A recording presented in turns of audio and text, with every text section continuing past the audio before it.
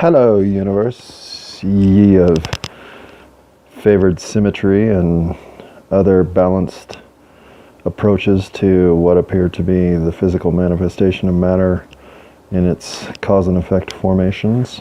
At least the 5 hands on my left hand and the 5 hands on my right hand say so.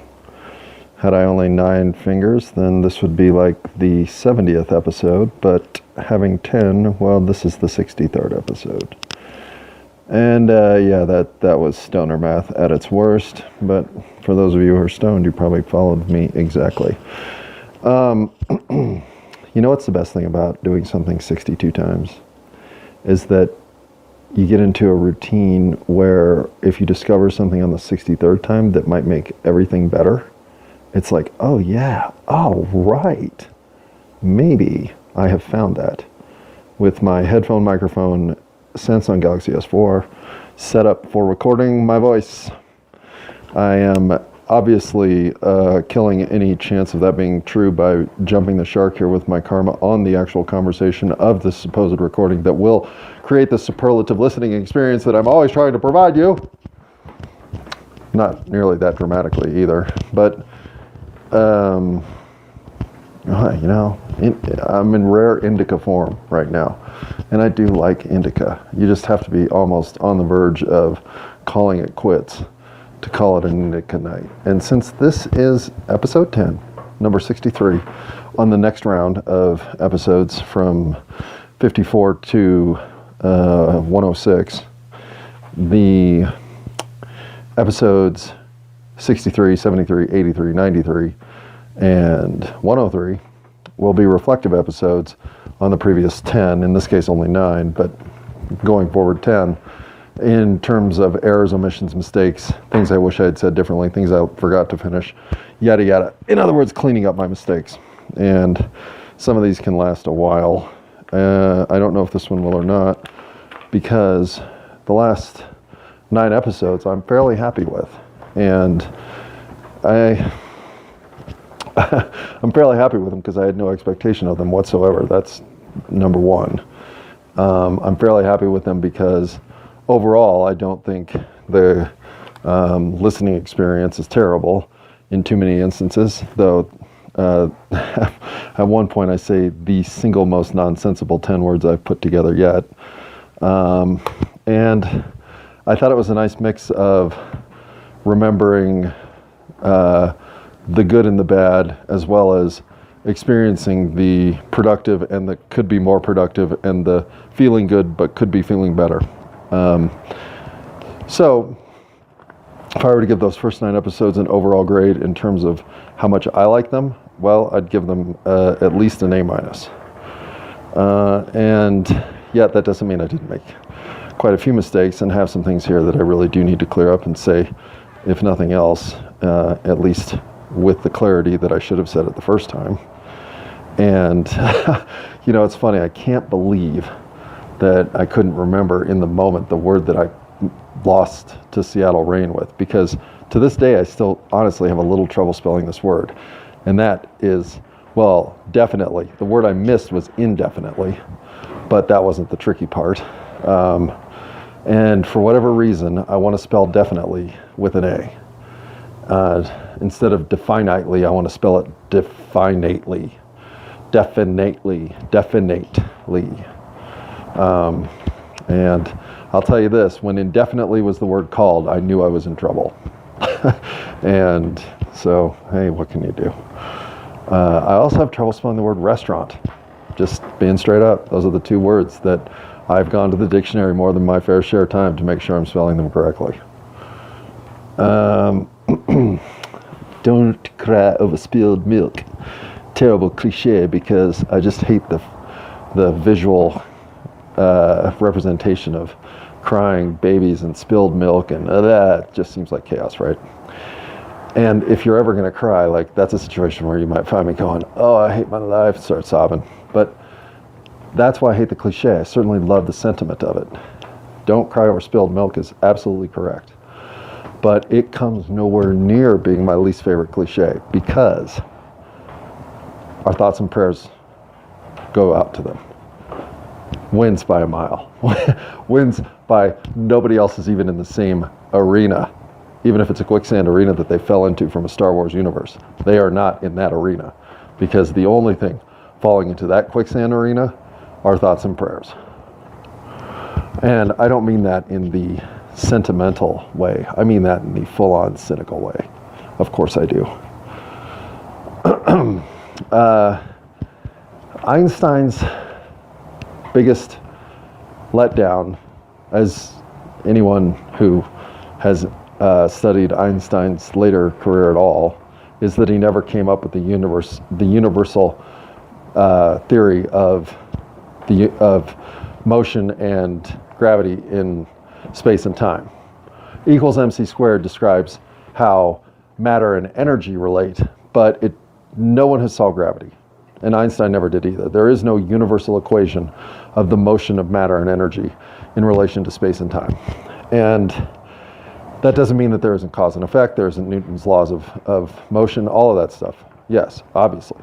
But we still haven't come down with one fundamental universal law of physics. And now we've got dark matter, we've got dark energy. We're getting further away from it than ever. And hello, Einstein. Don't worry about your legacy. It is still the greatest of all time.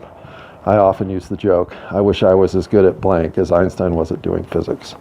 Because in certain disciplines where everyone else pales in comparison, well, you're the quintessential example, Mr. Crazy Tongue Out. What were you doing in that photo? I love it. All right. So I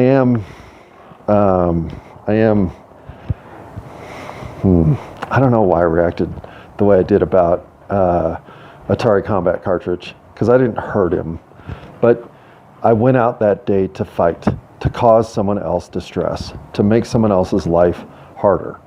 And I think in the ultimate scheme of things, to me, that's hurting people. You can't hurt people. You can't go out with anything other than kindness, forgiveness, and understanding. And if you do that, how many fights are you going to get into? Especially ones that you're premeditating. None. That doesn't mean that even in those circumstances you can't end up in a fight, right? I've been in, as described, 3 fights in my life. And really I've been in 4 after thinking about it. Because, well, if you count getting slapped, which I think some people would, then 5. But the 4th one I will save for a much later series of conversations. The 3rd one is an experience I had with some buddies in a bar. The 2nd one is the clash I had with my best friend from my childhood, Andrew. And the 1st one was the Don King-esque see you in the playground recess fighting arena against Atari Combat Cartridge. You know, you can't hurt people, and that will make me break down again if I think about it too hard. So you just can't hurt people, period. But the one other fight I've been in, and again, this is not a fair description. I was out with some friends. This is going back to people I knew in high school. Being back in Denver during college and being out with people. My group of 3 met another group of 3 and we all went to this bar together. And at this bar, the 6 of us, all guys, start playing competitive pool and darts, I believe, but darts for sure, against another group of 5 or 6 guys. And I'm not really into this. I'm actually pretty good at darts and pool. So I always kind of back off and let other people play. But I remember that I had played the first game of darts and had slaughtered the guy I played. And that's what started like team darts. And I played in the next round, I won again, and then I was out. So over the course of the next hour, filtering back and forth, people are playing competitively, both in groups and against this group. And drinking, and at some point machismo and tempers flare, and I wasn't a part of it, but I was certainly aware that, you know, the dart game was getting more and more heated, And anyhow, nothing officially happens until things spill into the parking lot. And by official, I don't mean like, oh my gosh, shit's going down at recess. I mean, as we're leaving, one of the guys that was there, and I knew the two guys I was with very well. I knew one of the guys from the other threesome very well. And then I knew one of the other guys from that threesome kind of, and he was a hothead. And then I didn't know the sixth guy at all. He was there for the first time I met him that night. And so it's him and the hothead that are causing the trouble. And I'm not sure that they're actually causing the trouble. I think they were getting baited by the other guys. The other guys were ready to fight. And I say that because when we spilled into the parking lot, the hothead and one of the other guys started going at each other. And then a punch was thrown by the hothead and he knocked the other guy down, which is when, and I'm facing the direction that can see what's going on, but I'm talking to a guy who's facing away from it. And when I see the actual punch land, I think, oh fuck, because that's the moment that it turned, that his friends start turning and coming at us. Hang on.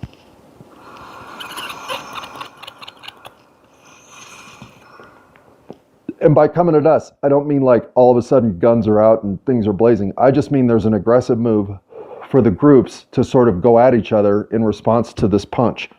And what happens is one of their guys is coming to my friend whose back is to the, oh my God, that was a big one. Hang on. To my friend whose back is to the action and speaking to me. So I instinctively move him away to brush him away in sort of a defensive move, posturing to keep us from getting hurt and to almost turtle up, if you will, I suppose, a rush from anything coming at us that he can't see. But in so doing, my arm cocks back and I instinctively throw forward at the guy coming at us, but he's coming at my friend who I push out of the way. So basically I clean cold cock him. He doesn't see it coming at all. And I land it thump. I mean, I knock him down. So in what can only be described as the stupidest lucky punch of all time. And I know I connect because I've never hit anyone except this guy. And when I made contact, I could feel my momentum was perfectly extending through the punch. Like I could feel myself hurt him physically, and knocked him down. And knocked him down good. I thought I knocked him out, and I may have stunned him. I just got lucky. I punched him right in the temple. And I say I got lucky, but I could have hurt the guy. I really could have hurt the guy. He did not see my fist coming because my friend ducked before he could have even reacted. And there was a fist and bam, I hit him. What it did though is stop that fight right there. Nobody else got hurt. Nobody else even moved. My friend, the lunatic, not lunatic, he's not a lunatic. He's just, when he's drunk, he can be aggressive and he's ready to get into scuffles. But even he wasn't ready for 6-on-6. Nobody is, I don't think, really, I hope. And so that's the one other fight I've been in. And for the next couple years of my life, that story made the rounds. And for a kid who had done nothing in his fighting career except hold Atari Combat cartridge in a headlock, well, I guess I finally had my story that let me off the hook for ever needing to throw another punch. So I've never been in another fight. Well, I was thrown into a fence by an ex-girlfriend and deserved it. So I guess technically that would be a fight. All right.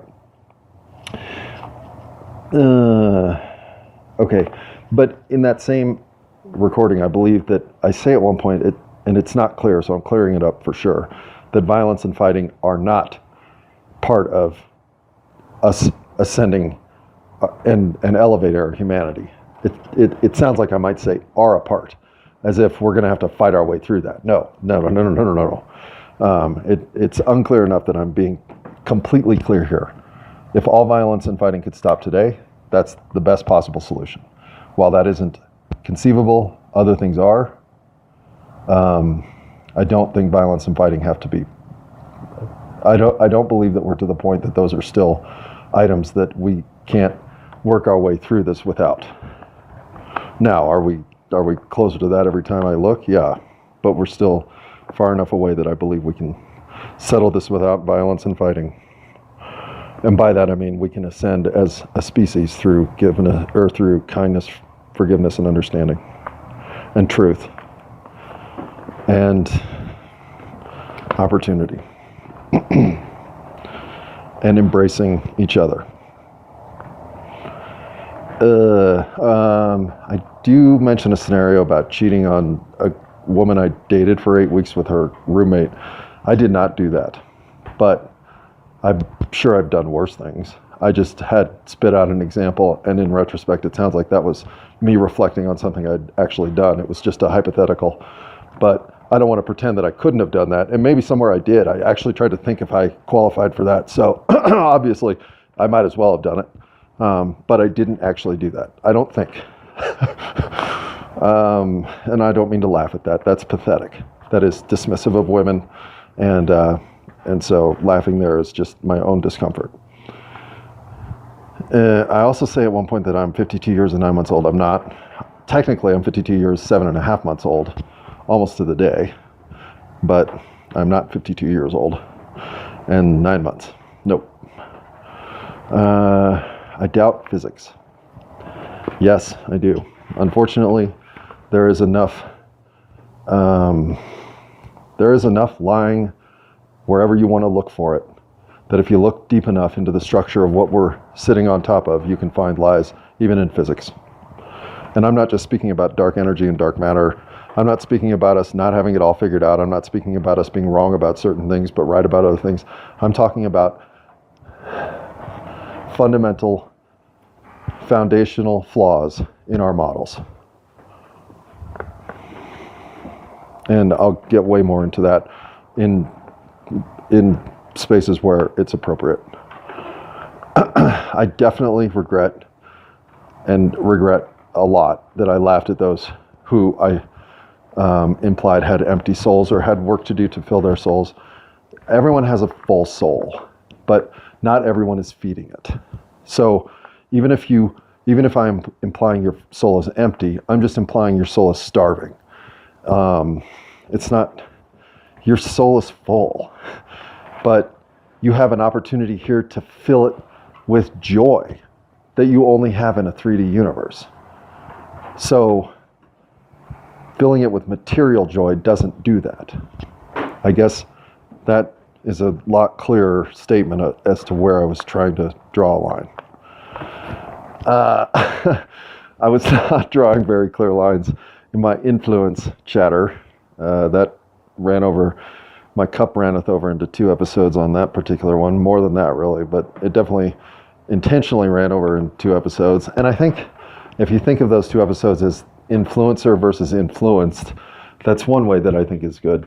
And we're always influencing whatever we do. Even as I sit in this house totally alone, I'm influencing and being influenced by both my actions and everything happening in the universe simultaneously. And I recognize that. That's how I have found meaning in the real moment that is my true experience now, as I sit in my bathroom and pee. Sorry, folks, but that's the way it's going to be. I couldn't find the pause button. So you can just, I will make an agreement and I won't flush, okay? That way you can just pretend this never happened, and I can go on with not having to worry about the cat and the dog getting in the bathroom for the next half hour. Do I feel like an influencer? Do I feel like I'm being influenced? I feel like I'm both always simultaneously, and I will never be neither. I will always be both until I no longer am taking action in the universe. How can you be alive and engaged and not be both? You are. And I'm not just talking human to human. And I'm not talking to human to dog. I'm not just talking human to plant. I'm talking influence across the entire spectrum of the existence of time and space. You are a part of that. undeniably a part of that. Sorry for the cough, that was rude.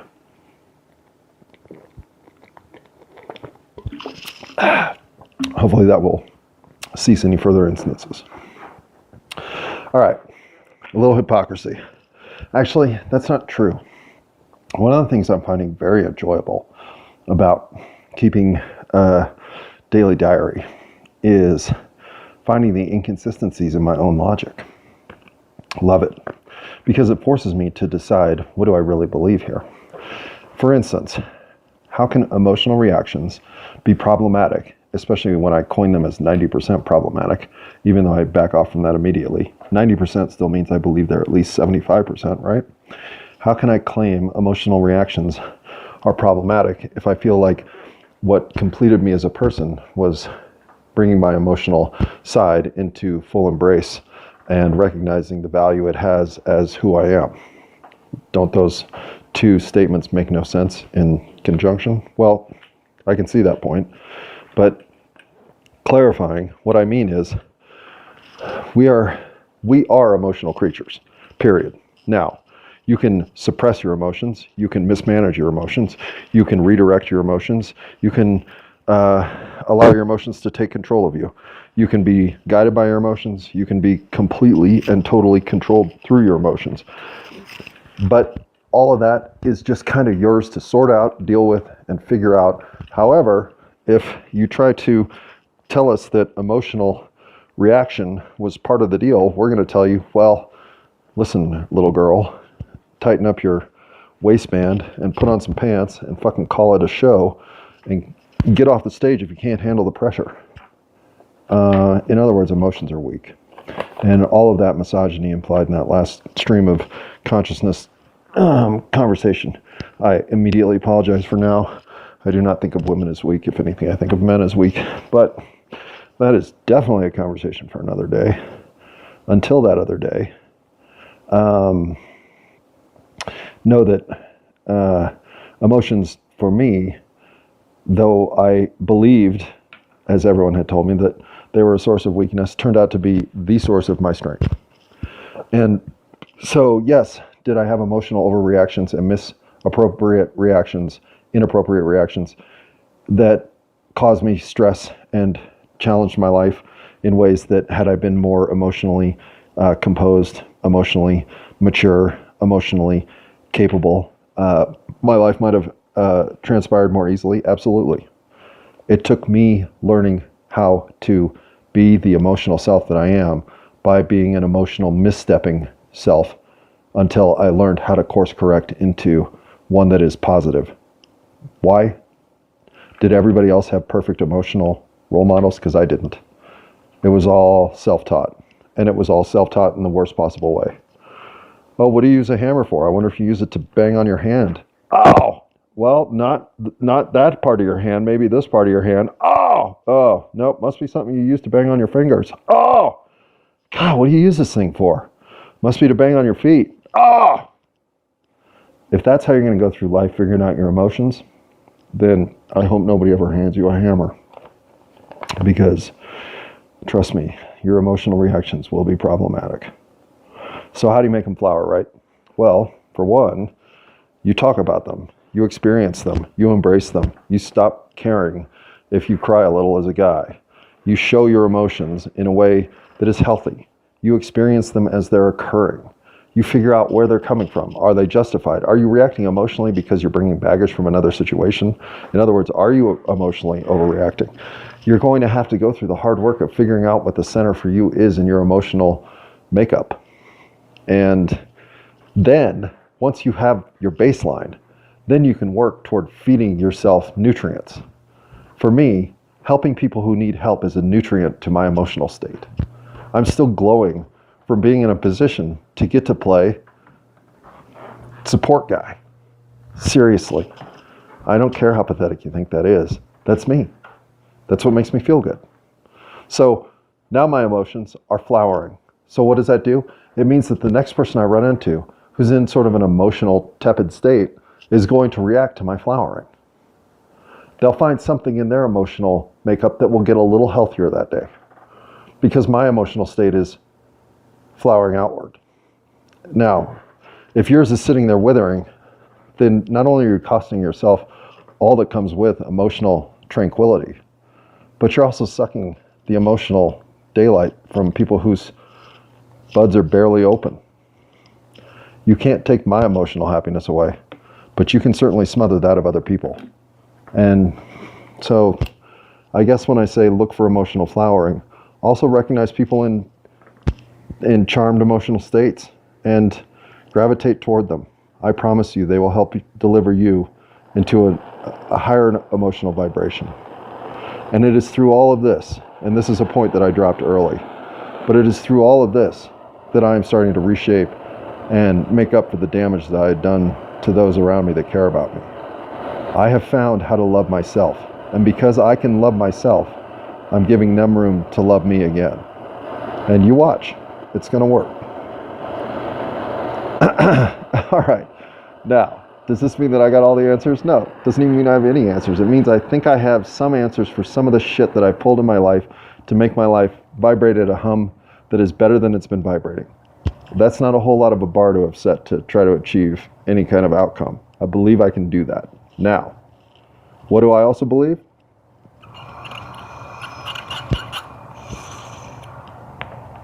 Well, I believe. I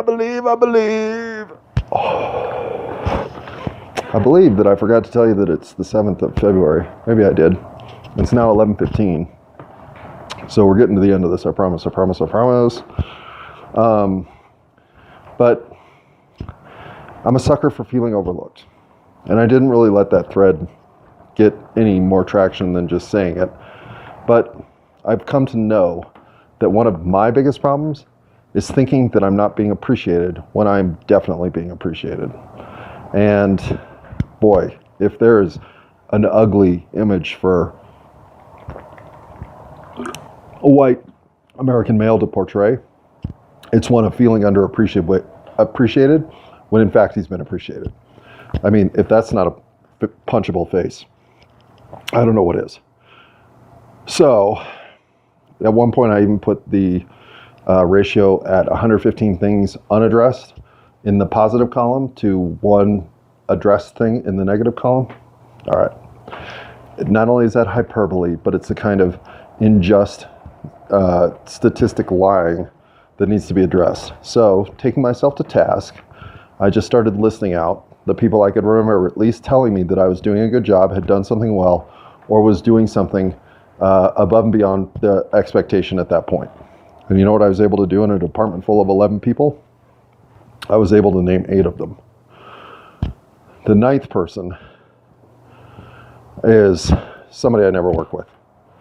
He works 1 day a week, and he works in the mornings. So I've literally worked with him for 1 hour. And he may have even complimented me in that hour, and I just don't remember it. The 10th person is the department boss. And yes, he's never complimented me directly, but he has given me the equivalent of the corporate compliment, which is a little $5 gift certificate you can use to shop in the store. And he's not the only manager that's done that. The store manager herself has not done that, but the next manager down in the store has done that. Both the managers below her have complimented my work early in the first week. And the assistant manager in the department has also given me one of those $5 compliment cards. So I've gotten $15 worth of compliments that way. All of my coworkers, except the one that I work with for 1 hour, have given me a direct compliment, if not multiple. And there I was naming an injustice of 115 to 1. So I actually got a cold piece of ham out of the fridge and slapped myself with it for that. And if you had been here, I would have allowed you to do the same. I deserved it. But I'm a sucker for feeling overlooked, right? That's the point. I feel like I'm feeling overlooked when I'm not overlooked at all. So what February for me is going to be about is identifying how easy a mark I am to have myself go, well, why is nobody noticing me? That's got to stop. Another point I say, I'm happy to do what I have to do for the community in terms of keeping the systems in place, lubricated and fluidly running, because I wasn't here to build the roads or the sidewalks, but I enjoy the fact you're here and I definitely use them. Yada, yada, right? And I believe all that. But to say I'm happy to do it, well, that would mean that I'm smiling and energetic and joyful in the experience. And so I'm not happy to do it. I am fully and 100% without pause committed to doing it. I see it as my obligation as a citizen to a community of great value, and would never want to let that opportunity be anything other than the sort of from within obligation of service to everybody around me. And if there was something that felt like I was giving even more toward that outcome, I would go do that. And so having lived your life to the point where now it's basically you, a key, a dog, and a cat, and the freedom that comes with that means that if all of a sudden we need to build wells in Sri Lanka, well, I'll be in Sri Lanka building wells. And that's a terrific feeling. And that does make me happy to do what I have to do. Happy to do what I have to do. I may not be able to get through a month worth of working without bitching about my job, but I'll get over myself in that capacity as well. Now, is the South Asian comment racist? It's borderline, for sure. And yes, maybe I'll even walk the door open and say it is. And for someone who believes they're not racist, I got to say that's a slippery enough remark to always say, God damn it, I hate thinking like that, right? But in my defense, I have been very good friends in my last 15 years with 3 natives of Southeast Asia, all Vietnamese, to be fair, one of whom I dated for 9 months. And so if ever I wanted somebody to show up at a Craigslist ad to buy something for me, well, let's just call her Snake Eyes. Snake Eyes is the one that I want in my corner doing the negotiation.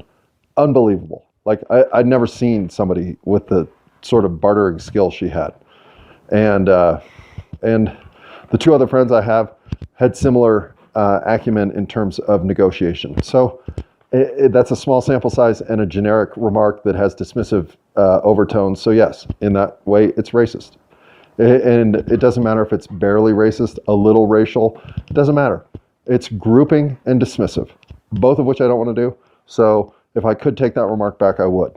But my ex-girlfriend, again, if I was to go into a serious negotiation, I might go find her because she was that good. And Snake Eyes, to this day, I still miss some of your rambunctious nature, but mostly I don't. Then there was,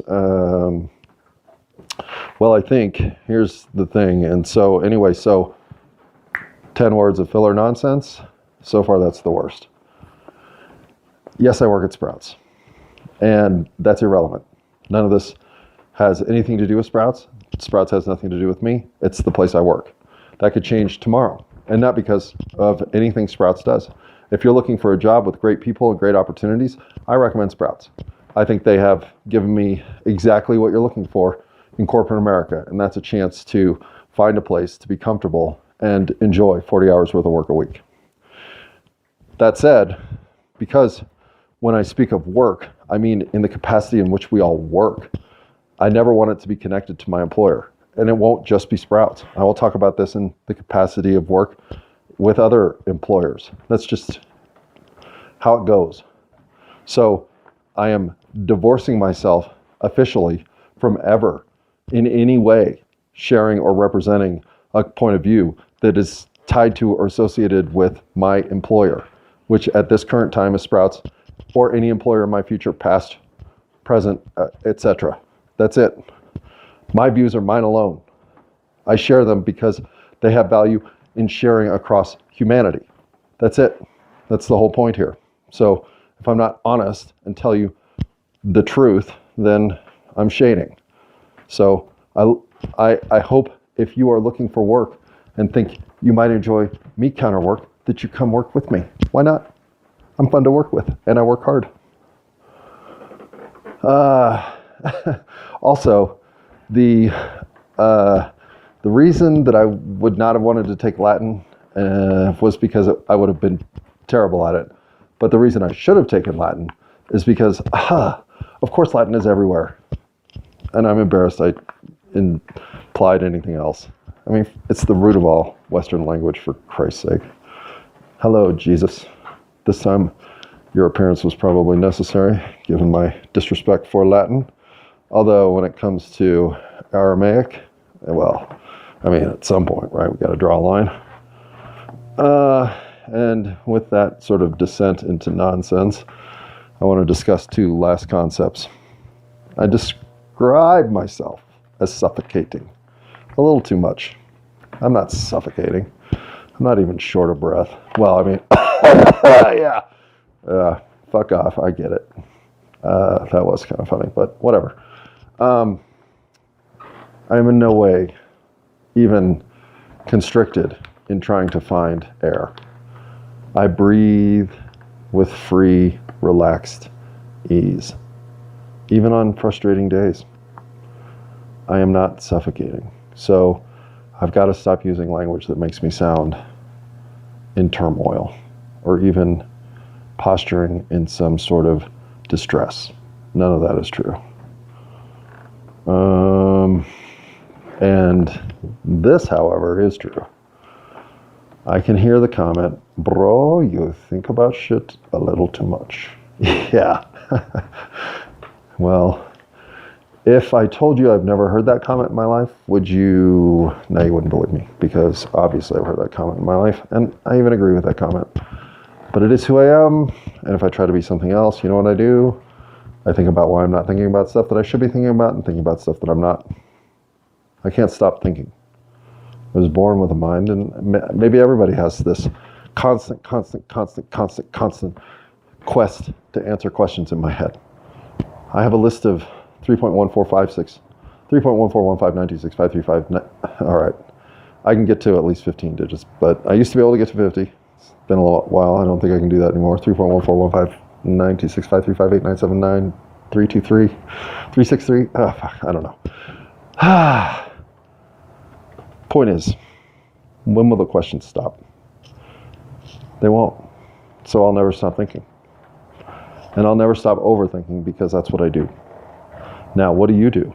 Well, maybe you understand simple truths that I'm too analytically spun up to even notice have discoverable moments. Good. You are here for another reason than me. But we're all here for a reason. And if mine is to think until the end of time, you know who's up for that challenge? Me. Because I'm made that way. I'm going to overthink everything. And I'm not going to apologize for it. In fact, in some ways, I'm going to ask you to start thinking harder and more often and about things more seriously.